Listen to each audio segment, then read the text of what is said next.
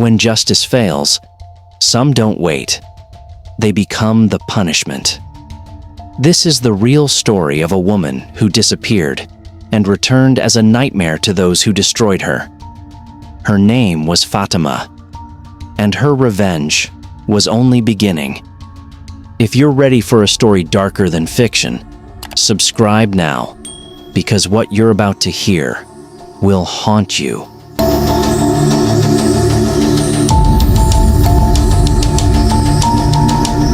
In 2004, in the bustling capital city of Rabat, a young Moroccan woman named Fatima was quietly building a life shaped by hope and sacrifice.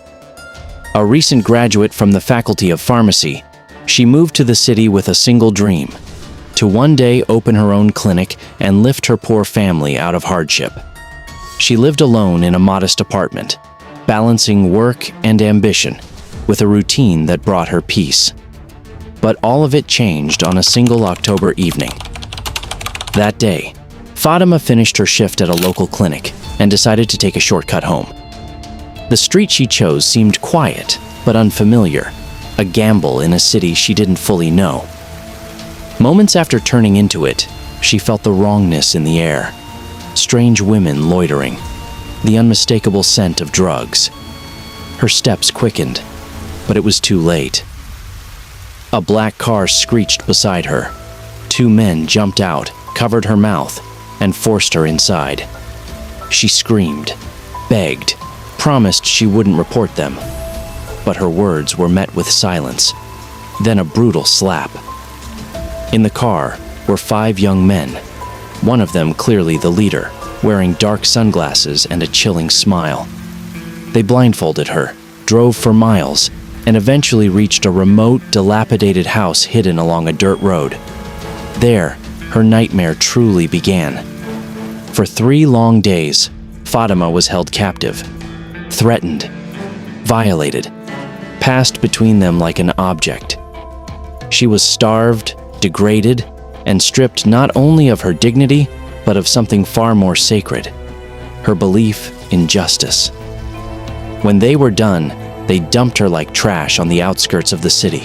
In shock and broken, Fatima dragged herself to the authorities. She told the police everything: the abduction, the torture, the humiliation. Their response? Apathy. "You don't know their names. We can't help you," they said. Desperate, she turned to a lawyer. But the response was just as hollow. No names, no help, no justice. In the days that followed, Fatima sank into despair. She considered ending her life. But then a thought struck her like lightning. If justice won't come for me, I will become justice. She began with Murad, the gang's driver and apparent ringleader. Fatima retraced the roads from her abduction, searching for the house. Against all odds, she found it, now abandoned.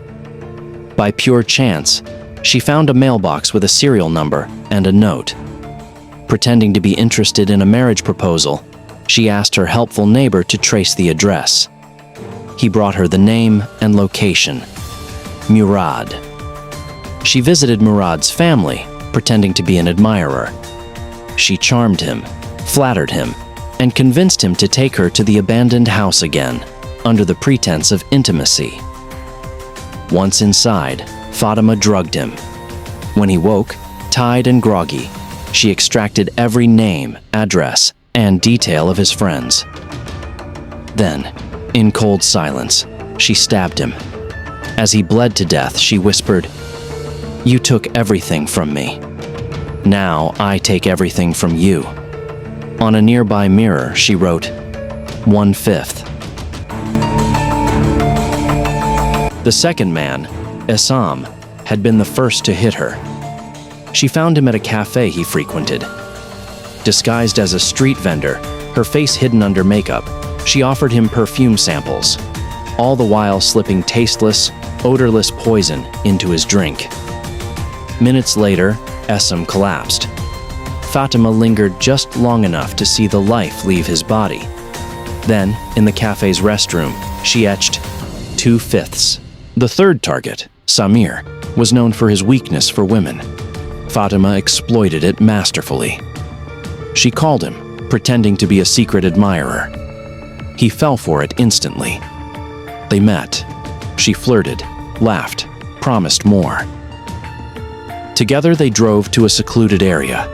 While he waited inside the car, eager and unaware, Fatima retrieved a hidden gasoline canister.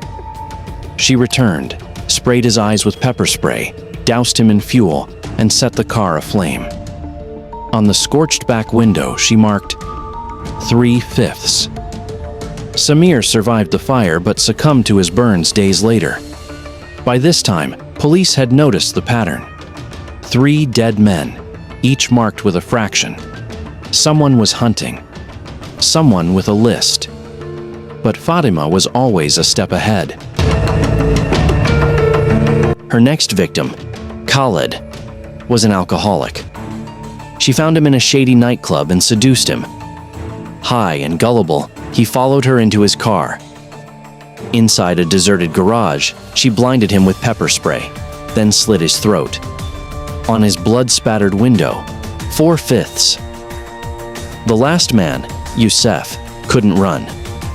Driven mad by guilt and fear, he surrendered himself to the police. He confessed everything: the kidnapping, the abuse, and the girl they thought they broke. But Fatima had already won. Before disappearing, Fatima mailed a letter to the Moroccan police. In it, she confessed to all 4 killings and explained why she did it. Not for vengeance alone, but for the child growing inside her. A child born from horror, but who deserved a life of strength. "I don't know his father," she wrote, "but I will be both father and mother to him." No one ever found Fatima. Some say she fled the country. Others say she started a new life under a new name.